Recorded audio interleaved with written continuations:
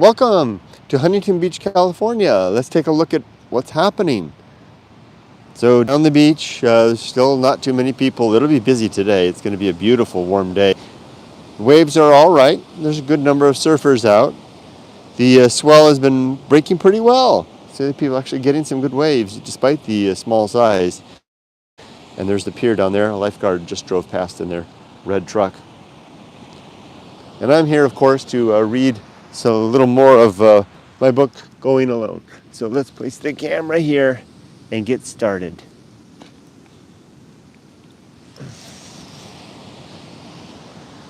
Well, it looks like it's going to fall over. Let me take my shoes off and I'll fix it. Gone are the cold days of winter. And my goodness, it was cold for so long into the spring and even the early summer. But it's really nice now. Really, really feels like Southern California beach now. Hi, Adriana. Hello. Okay, let's sit. Get the angle just right. Okay, today I'm going to be reading the chapter titled Going Alone. It's actually the chapter, of course, which the title of the book came from. It wasn't written early. I wrote it later in the story. The book wasn't written in sequential fashion in the order of the chapters. It came piecemeal. And it consists mostly, if I remember right, let's take a look, of notes from my muse. So the way that the book was composed was, it first started off as a form letter that I wrote in the chapter called The Path of Wildness. I've explained this many times, how I used that form letter to respond to people that wrote to me while I was living in Japan, asking about how I pulled off the seeming feat of leaving here to make a life in Japan, a life that many other people wanted to have something similar. And they wrote, how did you do that? It's more to the point, how did you do that with a wife and a kid and all that stuff, right? It's even more complicated. And I explained that in that letter, which then became later the first real chapter of the book, the nucleus from which the rest of the book was built off of. And then when I came back, I was here for 14 months by myself, and before my wife and daughter joined me, and I had bought a motorcycle, and I was struggling to get on my feet here, and I started to go out into the desert, and I discovered my old friend, the Muse, right? The little voice that speaks in my head and whispers poetry and the words that I can't quite seem to come up with myself. Now, I don't think there's anything mystical or magical or spiritual about any of that. I think it's just sometimes my brain gets tuned in particular circumstances and the words come. Just like sometimes you can have a nice evening and the beautiful sunset. It's really kind of a circumstance of time and moment and opportunity. And when that would happen, words would begin to flow that were the consequence of the life that I had lived up until that time, and very much so as a result of the effort that I had made previously to move to Japan and have that adventure.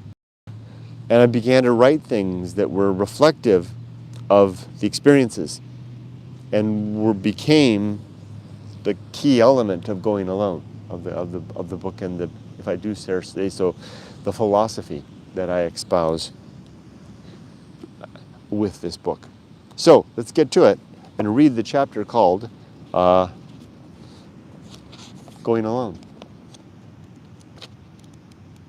And what I forgot to mention is that there's a little bit of prose up front that I wrote to kind of open the chapter, followed by, like within a page, 2 pages, there's notes from my muse. And these notes from my muse are offset in italics with a little tilde mark to separate each one of them. And these are the bits of inspiration that came to me as I was living. And I was living that particular life alone here. And some of them came even after my wife and daughter joined me. Sometimes they tell the story, sometimes they're just disconnected little ideas. Well, let's get into it. And one thing I'll add, one last thing. One thing about the notes from my muse is they required no editing. The prose parts of the book that I wrote would require lots of editing. I would have to go through and fix it and make the words better and typos, etc., etc. And I found almost without exception in all of the pages and pages of notes from my muse, they came out perfect the first time, if I do say so myself. They required no editing, no revision, not even typos. If I was a spiritual man, if I was a religious or a mystical thinker, I would say that there was something going on there, but I don't think it is. I just think it was just a happenstance, and the good fortune of the attentive, the attention, the deep attention that I applied when those times came. And so you can see the chapter opens with an illustration there of a boy in a bus in a sea. That is reflective of a concept that I'll talk about later in the book the concept is called the Homunculus, which is my conception of free will. So let's begin. Going alone. The subtitle here of this chapter is Discovering a Universe Without Apparent Meaning. And a quote, "A major breakthrough of the scientific revolution, perhaps its greatest breakthrough, was to refute the intuition that the universe is saturated with purpose." That's a quote by Steven Pinker in his book, Enlightenment Now. Let's begin. The great indifference is a perspective which yields an improved understanding of the apparent true nature of the universe. It is a place of clear thought and relentless truth. The way there is never easy, never marked, and can only be reached in solitude, and when the only chance of return is under the power of one's own volition. What you find there may be worth the journey, even if only you alone can understand or appreciate the prize. There is no road or trail to the great indifference, for followers must always lose the way. Strike out at once along the direction of your first inclination, and your own path will soon be discovered. Note what you find or do not find, as discovery alone is its own satisfaction. And whatever you later relate to others will fall like alien words upon ears plugged and deafened by fraternity, solidarity, and the warm comfort of common society.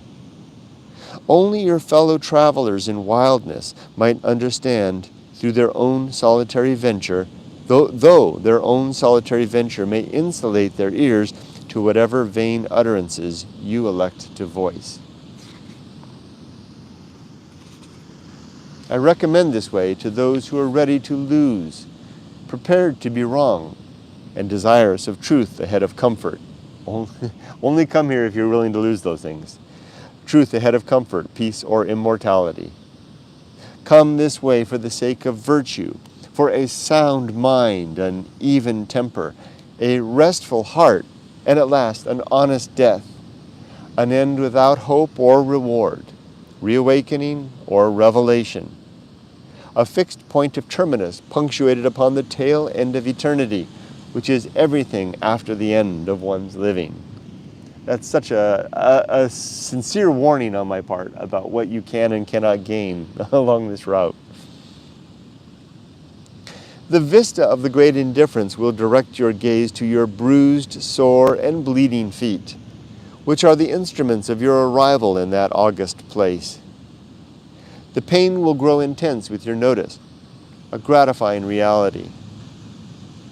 How sweet the moment of awakening, when the uncaring, corpse-like gaze of reality makes precious the breath of this moment and the next, without thought of any breath beyond, which is only a wishful potential vapor, nor the breaths already consumed, which have dispersed to mingle with the universal atoms, to never again return orbit round our fleeting mortal constitution.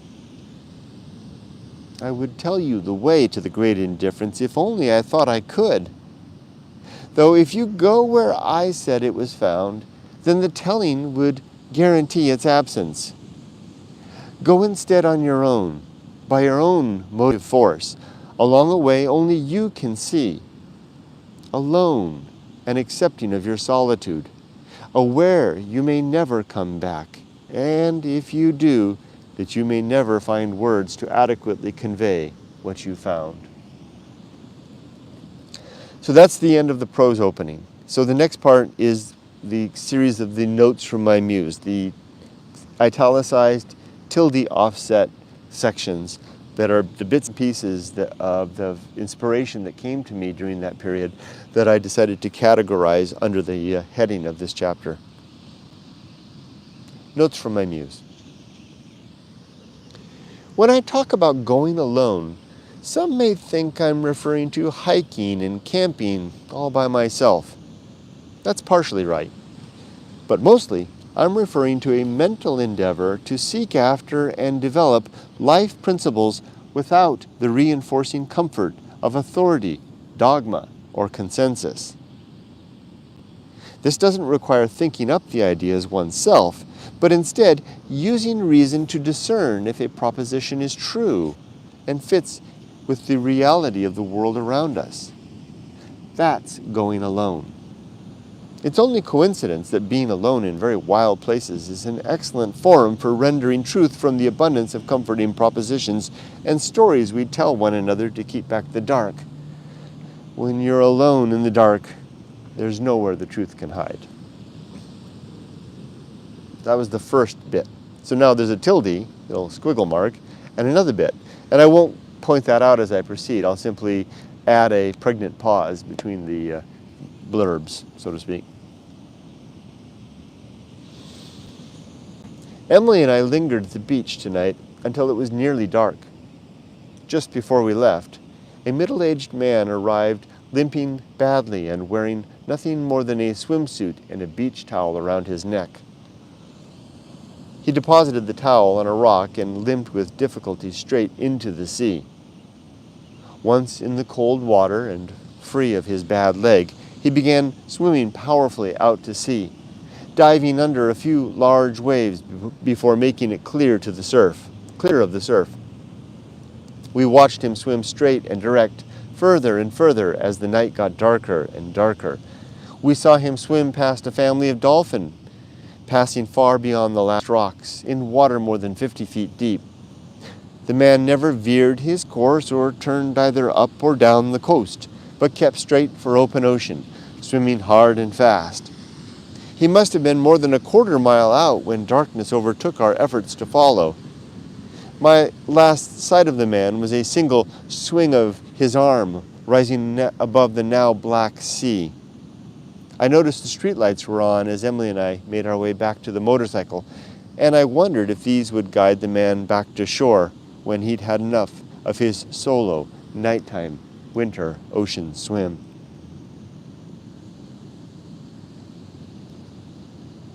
I'm haunted by the desert now.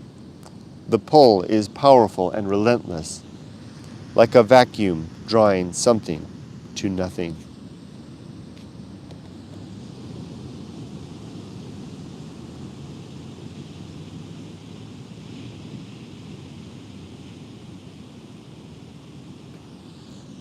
At the bookstore just now, I discovered a book titled Route 66 Ghost Towns. I eagerly read through the sections on the desert railroad communities of Essex, Amboy, Baghdad, Ludlow, Newberry Springs, and Daggett. The chapter ended with no mention of Siberia. It would seem I've made a very good choice in selecting Siberia as my adopted hometown. By this time tomorrow, I'll be in Siberia. I'll arrive about an hour before sundown as temps begin to descend from midday highs around 110 degrees or 43 degrees Celsius. There are no ghosts in Siberia, though there is much that is dead. The void left by humanity passing away here has made room for possession by the wind, the heat, and cold, and the steady progress of time. These things ignore my presence, though they'd appear different if I was not alone. I'll see only ruin and desolation with another. I'd see ghosts which were never there. I leave a thinning trail of connection with every mile I put between my life and the desert. This thread grows so slender that 100 miles out I dangle like a spider on a silk strand. The melodramatic abyss illumes, a humorous caricature of nature. If only it weren't so real. I hang there for a day in the wind and the sun, knowing the threat of exposure is nothing compared to the frailty of that one long, slender thread. The steep and rough mountains of Japan never scared me. Even that time I ran from the mother boar, and again several times when giant hornets swarmed to check me out. The mountains were far too civilized with life to offer any real threat. Not human life, but life itself. The mere fact that the landscape had a pulse, and a vibrant one at that, dissuaded my fear and alleviated my apprehension. Even to die in those remote, unpeopled mountains would be to pass in the embrace of what is both familiar and alive. The desert offers no such comfort. What lives there is sparse, mute, and still. There's little hum or buzz or grunt, just some howl from time to time, which carries lonesome sentiment and a desperate pleading. Even birdsong sings of solitude. The wind speaks loudest here, and the sun burns its case without respite, from sunup to sundown. I fear the desert, even before I go. All right, I'm going to take off my sweater. It's actually getting a little warm. It's chilly, but warm at the same time. And I'm going to get up and walk around a little bit.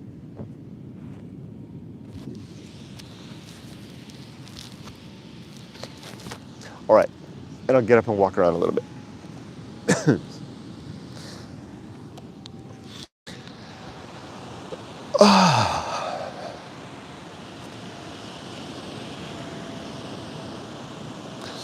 By this time tomorrow, I'll be in Siberia. I'll arrive about an hour before sundown as temps begin to descend from Wait a minute, I read that. The steep and rugged mountains of Japan never scared me. Even that time I ran from the mother boar, and again several times when giant hornets swarmed to check me out. The mountains were far too civilized with life to offer any real threat. Didn't I read that already as well? Then maybe not. Not human life, but life itself. The mere fact of the landscape had a pulse, and a vibrant one at that. The very fact that the landscape had a pulse, and a vibrant one at that, dissuaded my fear and alleviated my apprehension. Even to die in those remote, unpeopled mountains would be to pass in the embrace of what is both familiar and alive. The desert offers no such comfort. What lives there is sparse, mute, and still. There's little hum or buzz or grunt, just some howl from time to time, which carries lonesome sentiment and a desperate pleading. Even birdsong sings of solitude. The wind speaks loudest here, and the sun burns its case without respite from sunup to sundown. I fear the desert, even before I go. I'm halfway to Siberia, and that long 100-mile thread I mentioned earlier today. Could it be that the thread actually originates out here? How unlike the unthinking wastes of nature and the timeless non-existence before birth and after death. During the night at Siberia, I left camp to wander alone over the desert in search of night things, nocturnal spiders and snakes, and the things which stare from the dark marine eyes, and the stars which come out, and the moon in its time. The wind, too, enjoys the night, moving in warm gusts over the land, always inward towards the deep center of the desert. While thus employed during my nighttime hike, I came upon that stone-lined footpath I've mentioned before. With nowhere better to go, I followed for a pace, minding the path's straight course from darkness into darkness, thinking over the mind, process, and hands which produced this way. What motive brought it about? What purpose did it serve? With every footstep here long removed by the wind, only my own senseless allegiance to precedent justifies a cause I can never know.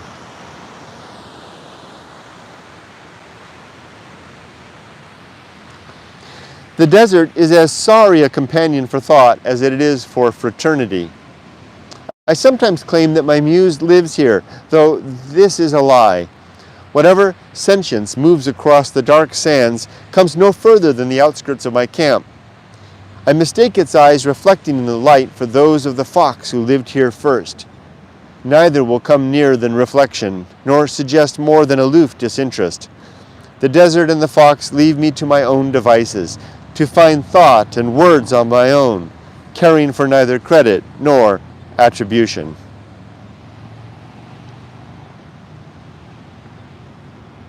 A nondescript slice of concrete in the desert marks the spot where a small island of gas pumps once stood.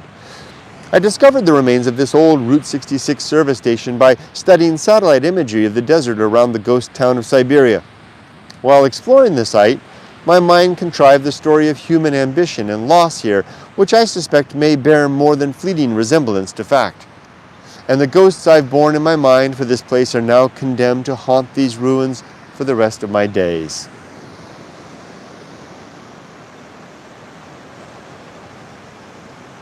I discovered all that remains of the gas station and cafe at the California ghost town of Siberia.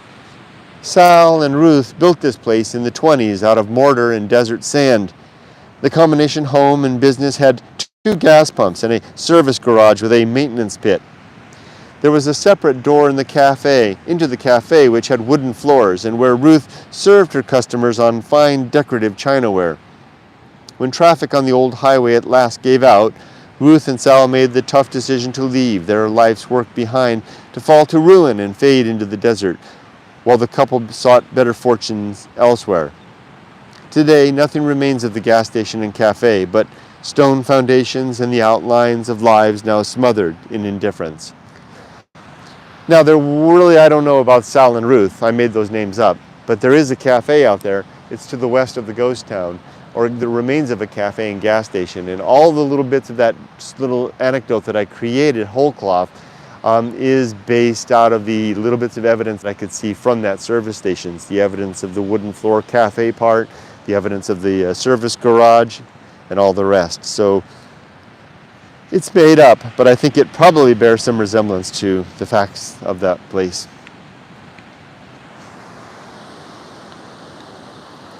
I further found the stairs which led into the abandoned roadside diner at Siberia, California.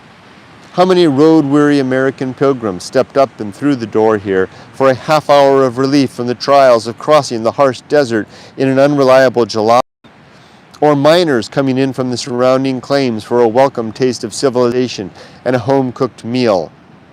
How many would-be Californians, like my own great-grandfather, came here dreaming of a better life if they could only get across this cursed desert. That little line there, the cursed desert, is a draw from the Grapes of Wrath. It is possible my great-granddad may have actually been here. Did he perhaps at one time step up these 2 steps to receive his first formal welcome into California after his long journey from Illinois? The places of rest were few at that time along this inhospitable stretch of America's Mother Road, making the odds he'd been here not unreasonable, nor very far-fetched. It's indeed possible that my great-grandfather and my grandfather might have actually been at that cafe. Oh, there's a nice wave coming in right now. I don't know. It's dropping down. It might not be able to get it. Nope. Oh, the one guy got it. There he goes. 2 guys, almost. High desert temperatures today kept me near Siberia and far from the frontier where the great indifference doesn't loom. Why does it remain so far? Why can't it reclaim the ghost town in the same way as the nocturnal fox who haunts my camp? Well, here's a dog. Hi, dog. Hi. Hi, big dog. Hi.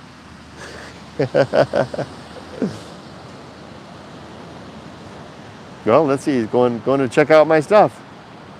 Hi, big dog.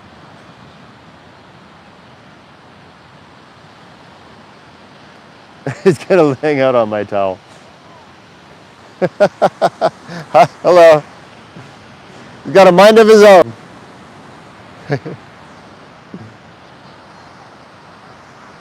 There he goes. Let's see.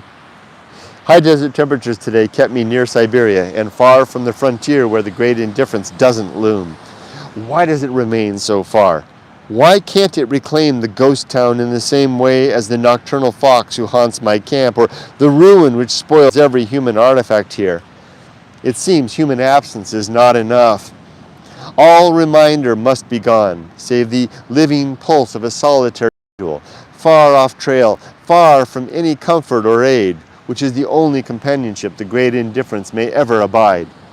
I wonder if I'll sense this strange absence just before the light of my life winks out, when my body is far off trail, beyond any comfort or aid, when the dark frontier grows near and reality swells with dead promise.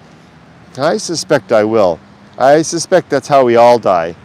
And the reason we cling so desperately to this wondrous thing of life, we sense that our living is something of a revolt, a strange and orderly uphill climb against the pull of universal disorder and chaos. The great indifference is that uncaring gravity well we hope to avoid by averting our eyes towards fellowship, love, and laughter, and by telling ourselves and one another comforting stories of reunion, recollection, reconciliation, and forgiveness. But the night doesn't care about our fear, nor the wind our chill, nor solitude our loneliness, our lonesome desperation. Better than stories is to face the night, stand in the wind, and embrace today the ones we love. Then, when we discover indifference looming with the intake of our final breath, we can close our eyes and smile peacefully at an inevitable reunion arrived at after a well-lived life.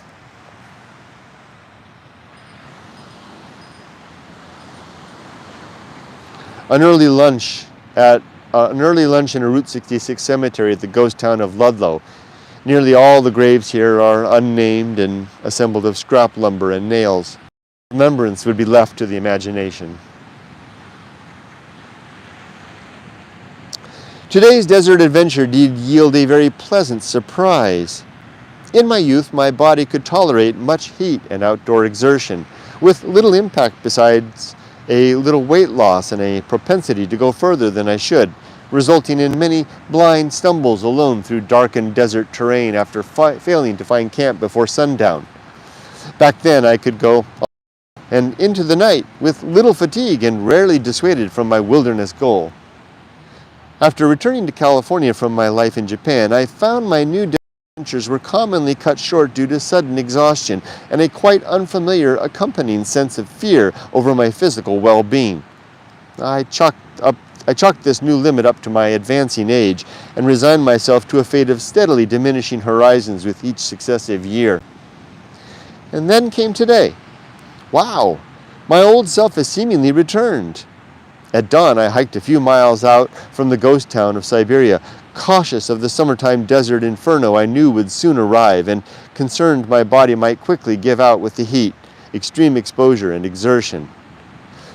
By the time I returned from this first hike, the heat was indeed on, and I'd greedily consumed all my water before I arrived back at camp. I should have been redlined, but I was ready to go out again, and I did. After refilling my canteens, I struck out for round 2 and an even longer and harder hike. By this time, I was back again. The day was hotter and the water was again no more, yet my body seemed ready to do it all over again.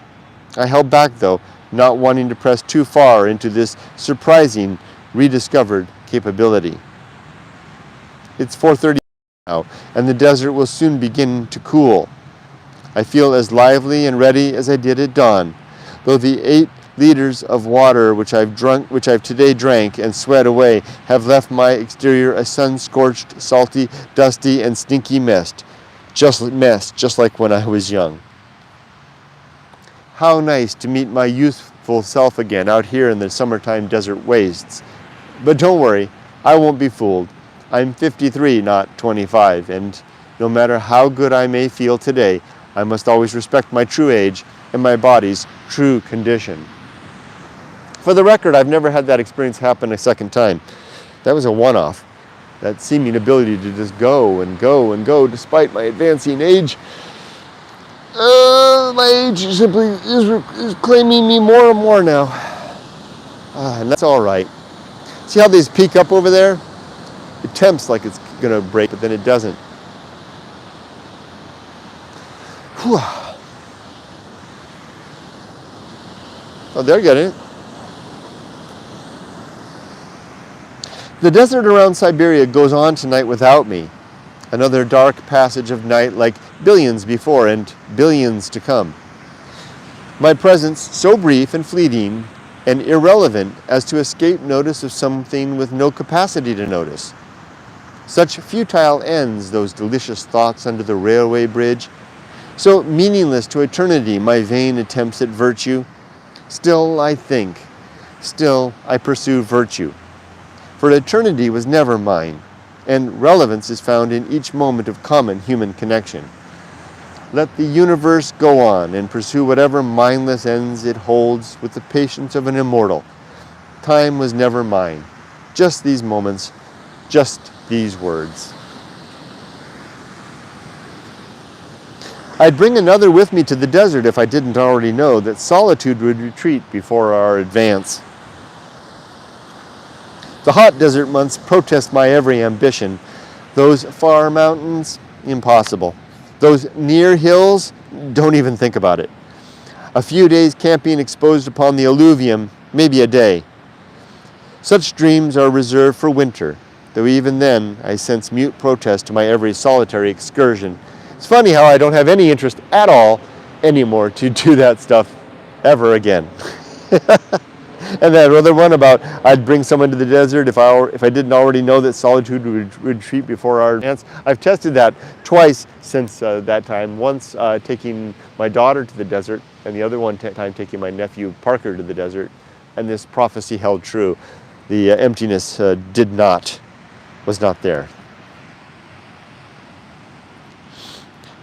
I previously believed that winter was the best season for desert hiking. Cold nights, snug in my good sleeping bag, warm, temperate days when I can walk for miles while drinking little and sweating less. But now, I'm suspect summer has become my preferred time to hike in the desert. I'm not there for the walk, after all, or the sights, or, heaven forbid, any companionship. My aim is the limits, which are much nearer and more distinct when the temperature is above 100 degrees or 37 degrees Celsius. A simple August walk a half mile from camp while the inferno burns and the landscape twists and shimmers with threat goes as deep as a 5-mile December excursion over black barren peaks and through long twisting valleys of stone. Though I can turn and see camp or the road or my motorcycle seemingly nearby under the summer sun, my mind presses such comforting thoughts aside with much concerned attention to my red, swelling hands, my nearly empty canteen, the total lack of any sheltering shade and the onset of a woozy haze and dizziness, and faltering ability to see or think straight. Indifference looms then, surrounds and ignores me as only its nature and capability demand. My skin then threatens to dry and crisp, and my bones to bleach and break, as my folly and insignificance are held like twin gifts in hands held upright in the direction of safety. This is what I sought with such difficulty in the winter wilds. This is what I found so easily in the summer desert, within footsteps of my car, when only I had the foresight to go alone, knew better, and went anyway. Hi. It is possible to will a place. Is it possible to will a place to become haunted? If so, then I suspect I succeeded this weekend during my visit to the desert ghost town of Siberia. The ghosts I made there are only as real as the emotions I used to create them, and they followed me away from that place when I returned home and will haunt my memory for as long as I live or care to recall. The ghosts will die with me, just like the prior passing of the real persons whose hidden history is their secret inspiration. But such is the way of hauntings, to derive from hinted facts, to then grow and live by imagination until the imaginer themselves becomes nothing more than a faint and shadowy impression, an indistinct suggestion of facts, a muse and inspiration to the imagination of generations yet to come.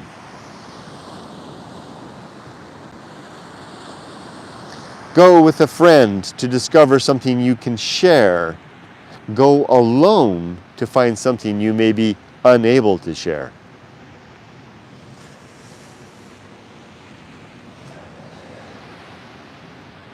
A stone wall is all that remains of the old railroad station at Siberia. The stones which make up the wall were pulled by the builders from surrounding desert alluvium and represent well the long and diverse geologic history of the region. The stones include layered sedimentary rocks formed when this place was the bottom of a shallow sea. There's pink rhyolite which flowed from a nearby volcano. One stone includes coarse breccia from an ancient landslide or waterfall, while still another is the lovely conglomerate formed at the bottom of a deep pool at the end of a long series of rapids, perhaps in the age of dinosaurs. Though the wall itself represents very recent events in human history, the stones and sand of which it is made tell a much older and more interesting story. This same story is told by the desert itself, if only we have the eyes to see. Now, that little bit right there, I wrote, I remember writing that very distinctly right there by the edge of the wall of Siberia Ghost Town. And you can go back, if you go to there, and you can if you read that part, you can find the actual stones I'm talking about and the stories that are told within each, or by each, so to speak. Warming my hands by this small fire. I don't know, did I actually do that? Because I usually don't make fires. The dark and vacant desert night crowds close with its silent depth. There's little fuel left, just a few small sticks from someone else who'd been here. Where are they now? There are no lights in the night. It seems I'm truly alone. But that's always been the case. Even in a crowd, my flame, like the flame of all others, burns at the discretion of just my attendants. The fuel is not the matter. There's plenty of that. It's the attendance and the effort I make to pile on more fuel and cook the coals. Man, I can't just emphasize this enough. But now my arms grow weak, as they've been doing for years, since about age 40. And my thoughts are a little slow and stray, forgetful even to tend the fire. That's why it's become so small, just a dimming light in the infinite night. I'm tired now. It's time for a rest. I'll just lay down here on the soft sand. It's warm from the day which is already past, a comforting reminder of the life that was. I'll just close my eyes for a bit. The fire seems fine. I'm sure the coals will still be glowing at dawn. The night always ends well. That's always what I've said. Oh, go by go! Nice! Oh, here goes a woman. She's going to go out for a swim without a wetsuit, with her fins. I wonder if she's the lifeguard, maybe. Let's watch her go. I think she's going to go, or she's going to run past. Here she comes. She should come into camera view now. Good for her.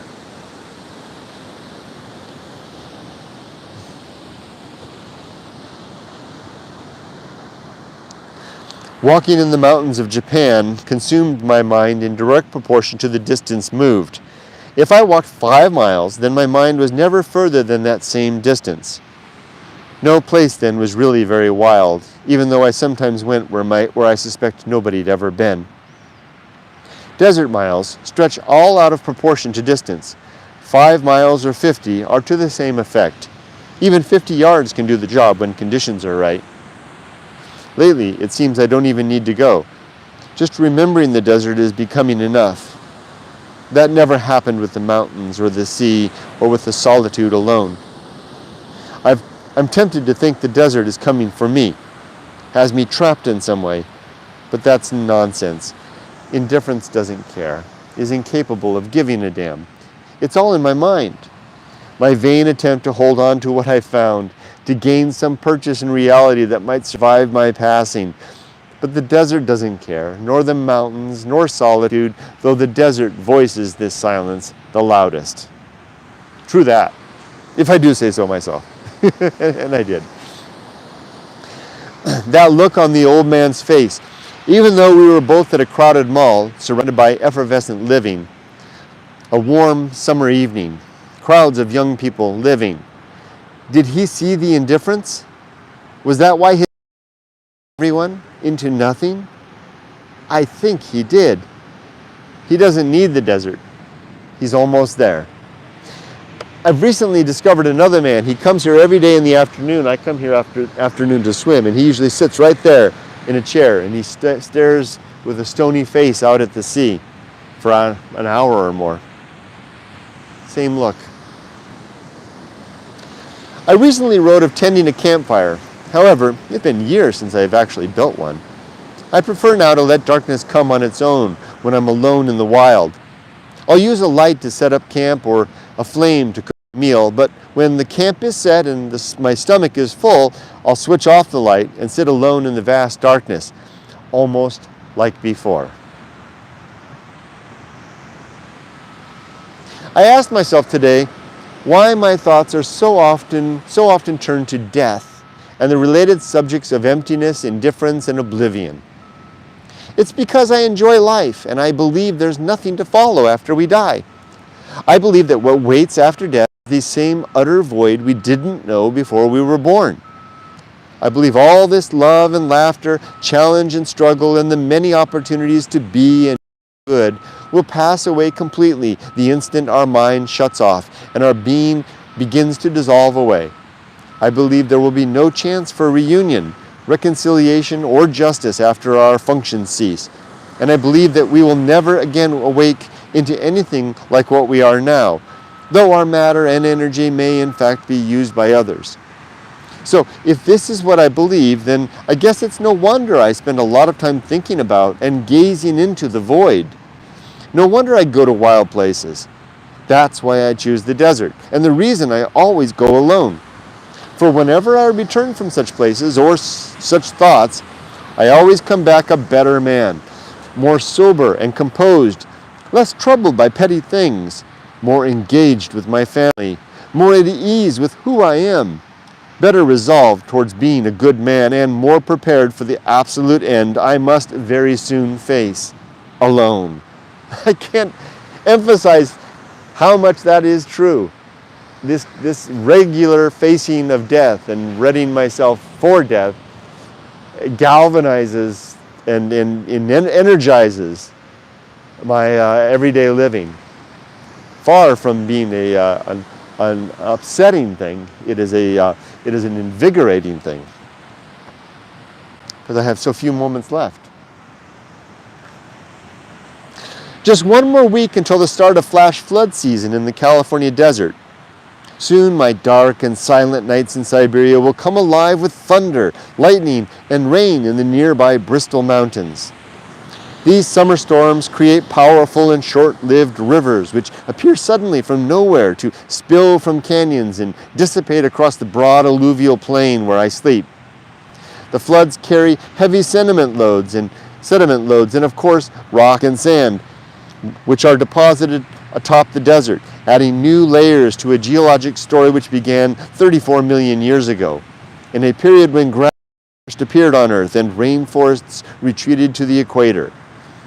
The story goes on, year upon year, century after century, for countless millennia, with few observers and nobody to know the full tale. Maybe I should have said few sentient observers. There are two types of swim into deep water, in quotation marks, that I enjoy in my life. The first is any solo adventure which stretches the bounds of safety and puts me beyond easy reach of help. I enjoy these experiences for the impressions of frail vulnerability I gain whenever I'm alone with the great indifference and have no friend or comfort to turn to. The second swim into deep water is when I find some way to honestly undermine my own beliefs or anything else which I think is true. Sadly, this is becoming less easy now that I've killed so much of my worldview and am left with only a handful of I don't knows. It seems there's little existential threat to admitted ignorance, though there's lots of discomfort if you don't like not knowing and find yourself all alone with your doubt. But then that's what the first and second types of deep water, that's where the first and second types of deep water meet, and where we enter the very deep water, which I call the deep end of the ocean. Now, that only makes sense if you'd read previously the introduction, actually the section of the book called The Cast, where I described the edge of deep water and the deep water wilderness. The deep water wilderness being the place where you can apprehend the great indifference. The edge of deep water being the very edge where you can just get a glimpse of it. The deep end of the ocean is where admitted ignorance and accepted indifference comes together and cancel one another out. The very deep sea grows here.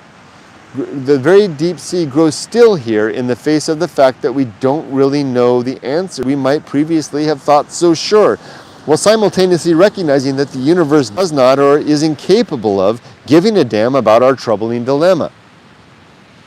I don't get to swim in deep water very often, as life has a way of sending rescuers to such places to quickly extract and return us back to work. So funny that I say that here at Huntington Beach, where regularly or maybe twice now, the lifeguards have come out to get me because they think I swim out too far. I don't get to swim out, let's try that part again. I don't get to swim in deep water very often, as life has a way of rescuers to such places to quickly extract and return us back to work or to our friends or our family, our church, bar, shopping mall, television, or anything else that gives us comforting suckle, while reassuring us that we are right and in fact not alone. Oh, I see a message.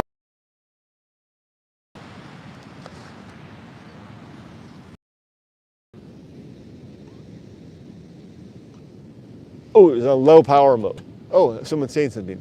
Hello, hi, how are you? I'm good, thank you.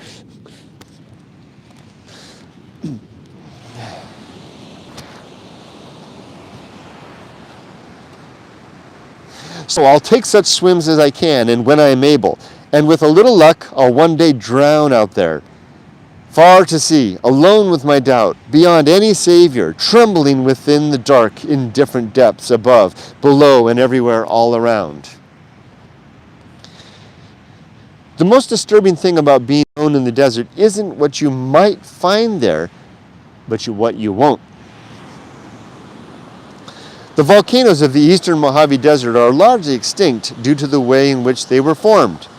Each cinder cone and lava dome in the region has its origin deep within the Earth's upper mantle. This geologic story begins roughly 100 miles northeast of the intersection of the North American and Pacific crustal plates, which form the San Andreas Fault, where this fault crosses the San Bernardino Mountains at Cajon Pass. Though these plates are running laterally against one another, there is sufficient subduction of the Pacific plate to draw water-rich oceanic crust deep into the mantle below the North American plate. The introduction of water into the mantle at these depths lowers pressure such that large bubbles of hot magma form, which begin to rise up and into the Earth's solid crust. It's essentially the same process which causes bubbles to form in a bottle of pop after the cap is opened. These bubbles of molten rock burn their way slowly through miles of solid rock as they rise towards the surface, cooling, changing, and growing smaller as they go. Tens of thousands of years later, the molten bubbles of magma arrive at the surface to pop as small, short-lived volcanoes, or simply to bulge through the surface without popping to form nicely symmetrical lava domes. While driving through the desert on Interstate 1540 or Old Route 66, it's possible to see dozens of these extinct volcanoes and lava domes frozen at the moment of their death, when the last of their molten magma cooled upon reaching the surface of the Earth. We can even gauge how long their journey was by the color and texture of their rocks, with dark volcanoes rising more quickly than light-colored volcanoes, which enjoy a longer or slower trip from the molten mantle to the surface of the Earth.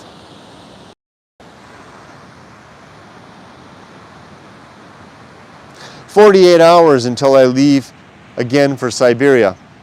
It's a swim into deep water out there at this time of the year, even at night.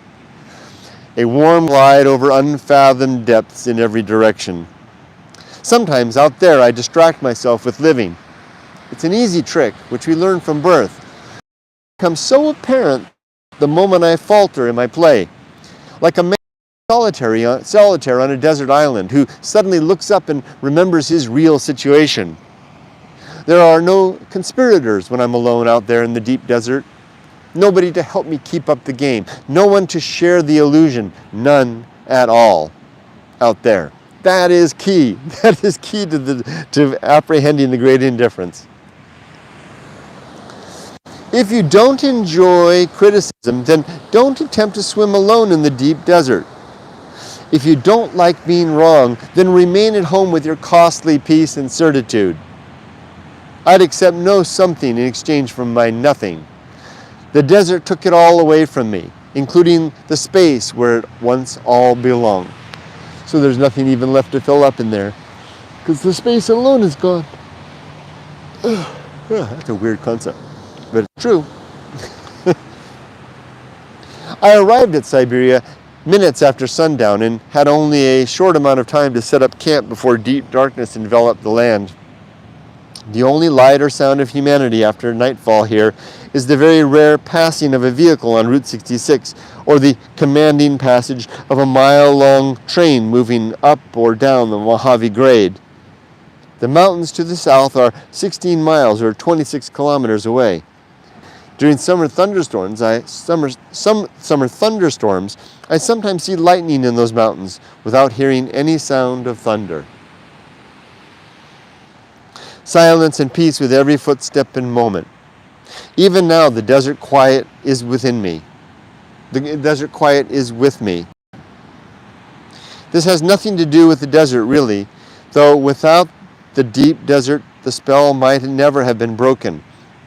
I used to worry that if I spent too much time, that's a key element there about, if I hadn't come back to America, that wouldn't have happened.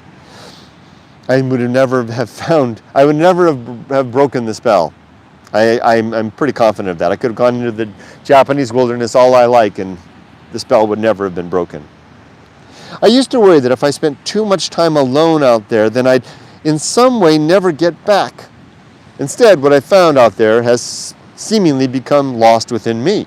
It looks out through my eyes and sees the vast and terrible emptiness behind everything, reminding me to build and maintain sound principles of virtue, which are the tools and apparatus of a good and meaningful life.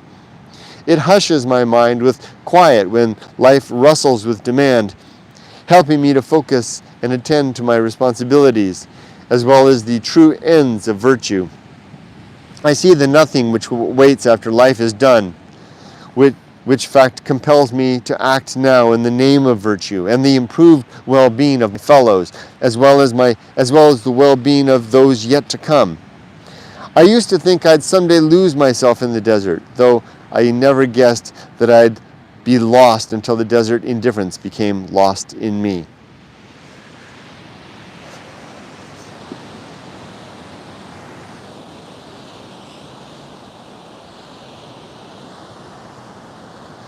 "90-minute countdown to departure for Siberia. I wonder if that fear I always meet along the way is waiting now to ambush me. It usually lurks out past Ludlow, not far from Pisgah Crater, on the right side of Route 66. When the fear comes, it always tracks me close beside the road, easily shadowing the big bike as I roll and gently glide through the black lava fields. In winter, it's dark already when I arrive, so I can't see, but I know it's here. In summer, like now, it seems to move stealthily among the rocks while waiting for nightfall, which approaches fast from the east. The fear does something to me about 3 miles from Siberia, where I always want to turn back, yet haven't yet. But who knows, tonight, turning in onto the dirt road at the Siberia ruins, I've more important and real worries to attend to, as navigating a 600-pound motorcycle on a dirt road is real fear enough to dispel any mere phantom. Once I arrive and shut off the bike, the fear is gone. It wasn't like that the first or second time I went, when I cowered in the car with the doors locked, staring out at the dark. I felt like such a kid then. It's a wonder I went back. No more though. When the bike's engine stops and the desert silence swarms away, all fear, every last bit, drains away. Have I arrived at Siberia, or has Siberia arrived in me?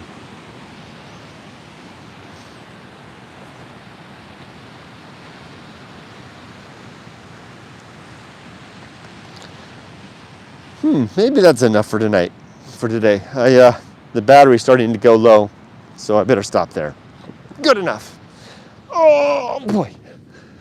See if there's any comments to answer.